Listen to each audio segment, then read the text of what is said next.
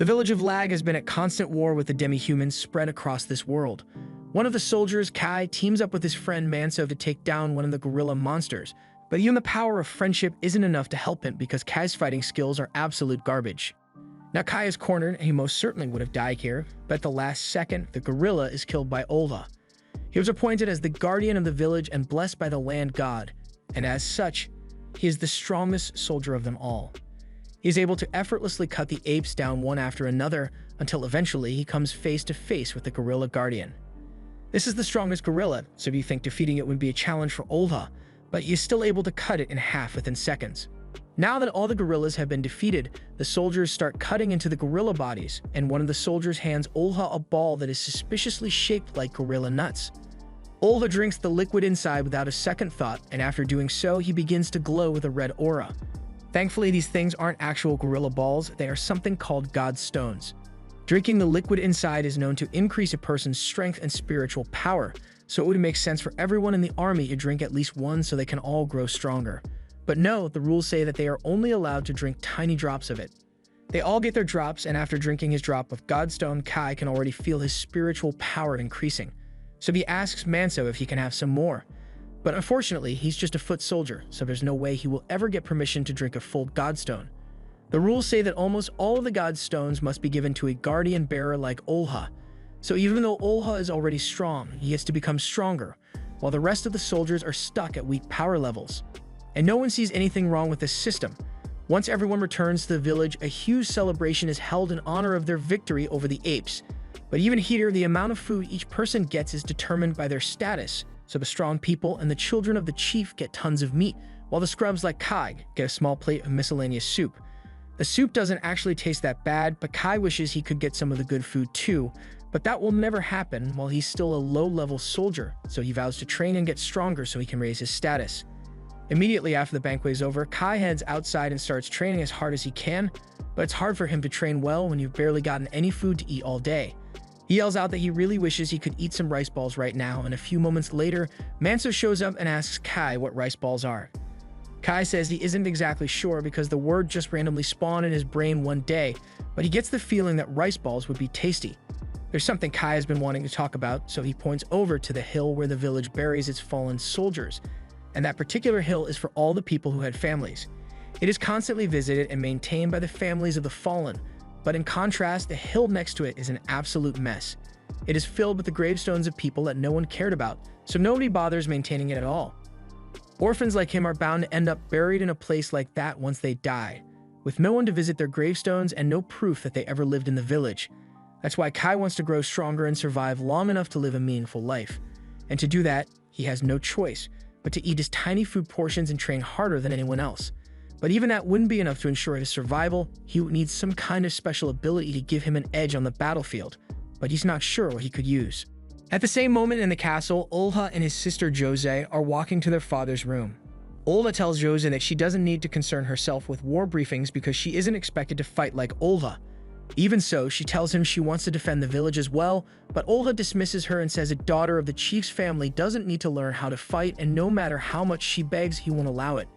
Jose thinks it's unfair that she doesn't get to fight in battles just because she's a girl. As if to rub it in, when she looks out the window, she sees Kai and Manso having fun and training. Since Manso is older and stronger than Kai, he's way better at fighting than he is, so Kai can't do much aside from play defense.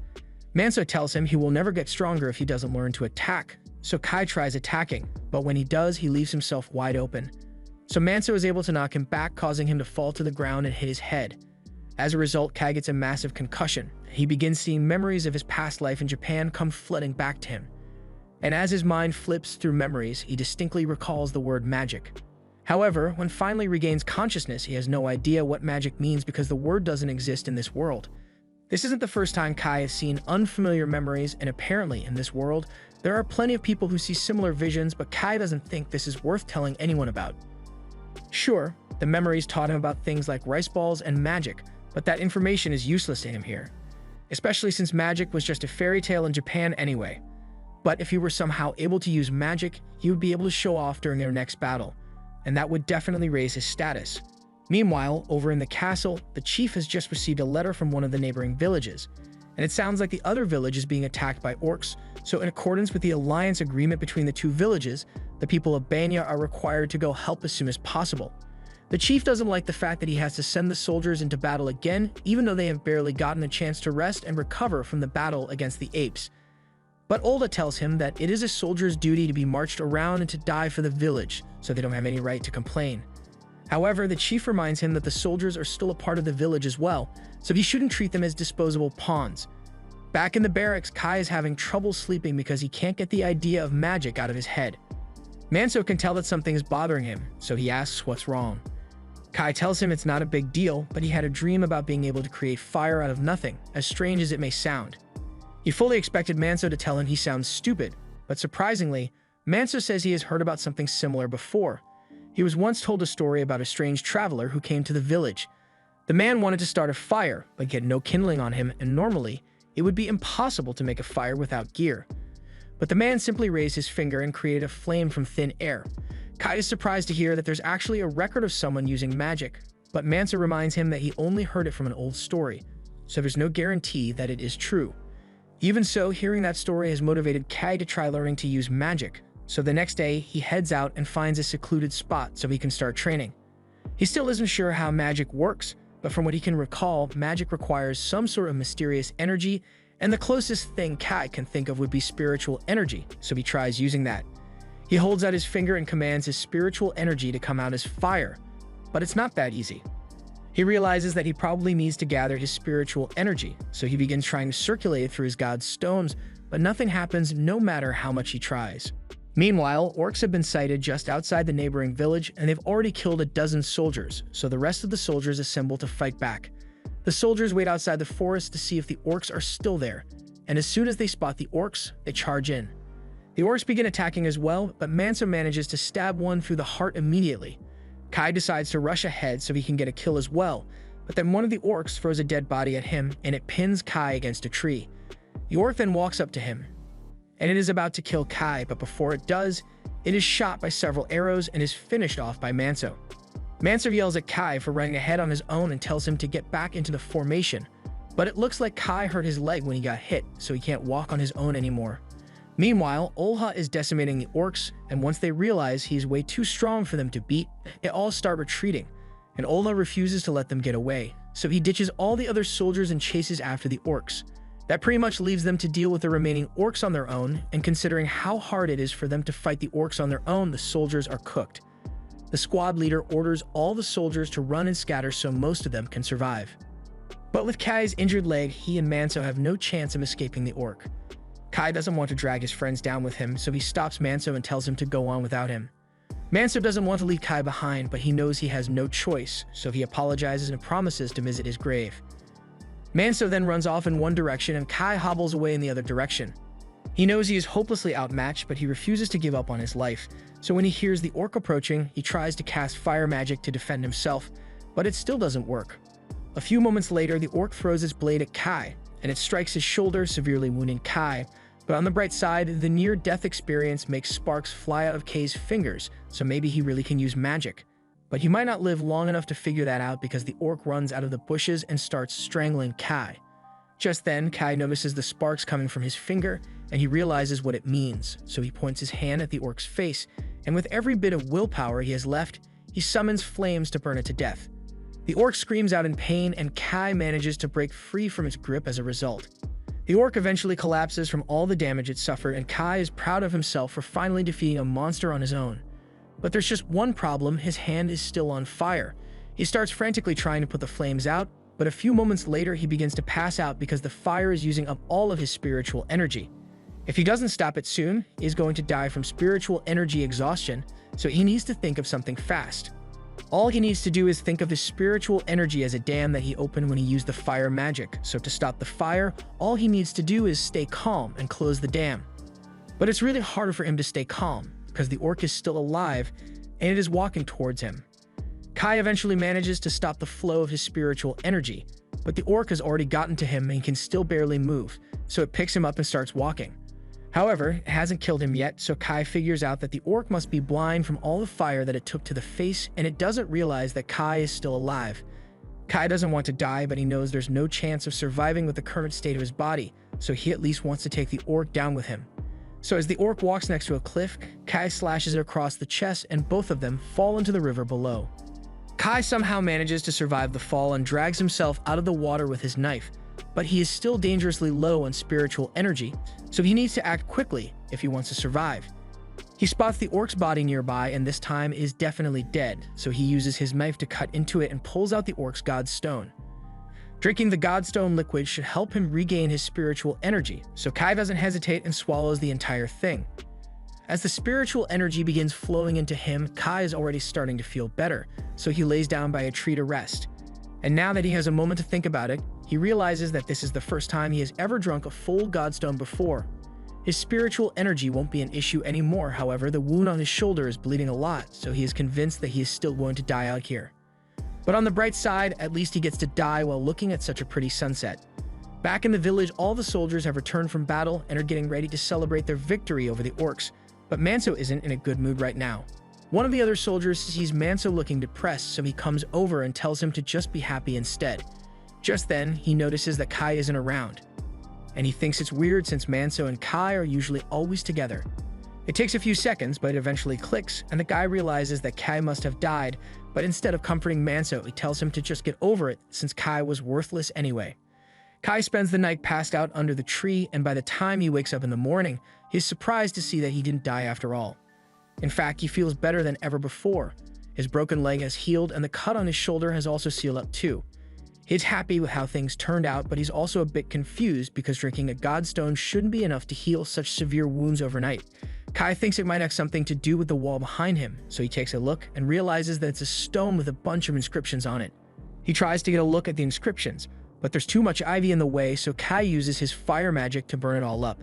However, his power is way stronger than it was before, so Kai gets blasted across the valley. While he is getting back on his feet, he takes a look at his reflection in the water, and he is shocked to see that there's a divine crest on his face now. He knows this is the sign of a guardian bearer, but a few moments later, the tattoos fade, so he assumes he was just imagining things. He walks back over to the stone so he can take a proper look at the inscriptions, but those words are in a language he doesn't understand, so he gives up and plans to start heading back to his village. He finds a cliff face that looks climbable, so he starts grabbing the rocks to escape, but for a split second, his divine crest appears again, and he accidentally crushes the rock he was holding onto. He falls back into the valley, and initially he thinks the rock must have been weak, but then he grabs another rock and he is easily able to crush this one as well. He realizes that he must have gotten a major power boost from drinking the godstone, and Kai is really happy about it. But while he is celebrating, he hears a voice telling him to go, and he doesn't want to find out where it came from, so he starts climbing the cliff at full speed. Once he gets to the top, he is amazed by how easy that was, and he is even more excited about his new strength than he was before. But he wonders if this is really the power of God's protection. The divine crest as a symbol of a guardian bearer is said to be granted by the land gods, but Kai doesn't recall ever getting power from a god. It might have happened while he was unconscious, but until Kai knows all the details, he had better keep this a secret from the other villagers for now. Back in the village, Manso has just finished making a grave for Kai, but just then, Kai comes walking up like nothing happened. Manso is really happy to see Kai again, and things pretty much go back to normal after that, with Kai going back to his usual duties. Only this time he's really good at his job.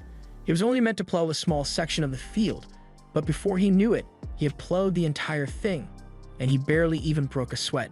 Kai panics for a second because he is worried that his divine crest might be visible, but after looking at himself in the water, he realizes his secret is still safe. The crest probably only appears when he is trying his hardest to do something, so as long as he doesn't work too hard, he should be fine. The others ask him if something happened because he seems way stronger than before, and Kai can't think of an excuse, so he just admits that he drank the godstone of the orc he killed. The others are shocked to hear that since regular soldiers like them don't get to drink full godstones, but since Kai was injured and about to die, he had no choice. In fact, on his way back to the village, he had to drink the godstones of almost 40 orcs that he came across on the battlefield. So the others now understand why Kai is so strong, and Manso congratulates him for making it back alive. Meanwhile, one of the village women, Elsa, is spending a lot of time staring at Kai, so her friends start teasing her over it. At the same time, over in the village, Princess Jose goes over to the storage house to meet with the inventory checker. He tells her that he has finished preparing all the grave offerings, so she can depart for the grave cleaning whenever she wishes. Early the next morning, Kai is out practicing with his fire magic, and it has definitely gotten stronger since last time. But while he was doing this, Goz walks up and asks him to explain himself because he looks pretty suspicious right now. Kai can't disobey a direct order from the princess, so he tells her all about his fire ability. However, Joz doesn't seem too surprised by it since she has heard about similar abilities before. Although, ability users are usually members of special families or monks, so Kai is a bit of a rare case. Especially since he doesn't seem tired at all, even though he must have used a lot of spiritual energy. Boz recalls hearing a rumor that Kai suddenly became stronger after eating a bunch of godstones, so he must have a larger pool of spiritual energy than the average person. Goz asks Kai to train with her, and he has no right to refuse, so a few minutes later, the two are fighting the practice spears. Kai may be a lot stronger than he was before, but Joz is a guardian bearer, so he can't overpower her without straining himself a little, but he also doesn't want to accidentally reveal his divine crest if he tries too hard, so he needs to be careful. Once the duel is over, Kai heads to the well to get some water, and he is honestly surprised that he managed to get through the training so easily because he was holding back to avoid revealing his divine crest. That means he is so powerful that even a guardian bearer like Joz would stand no chance against him if he were to fight with his full strength. Just then, Joz asks him to bring her some water as well, so Kai rushes back over to her, and while she's washing her face, he asks her if all guardian bearers are equally strong. Joz tells him that she's actually one of the weaker ones because her father and brother are much stronger than she is. The strength of a guardian bearer depends on the protection of their land god, but the guardian bearer must also train on their own to get stronger. And when it comes to training, Joz is severely lacking. Technically, she doesn't need to train because women aren't required to fight in this village.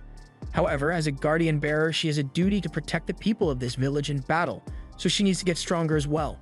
Besides, the duty of a guardian bearer isn't just to win battles. Kai is confused, but before he can ask her to explain, a rooster makes the morning wake-up call, and Joz technically isn't supposed to be out here, so she has to get back to the castle before she is seen. Before she leaves, Kai asks her if she can explain what she meant when she said guardian bearers do more than just win battles.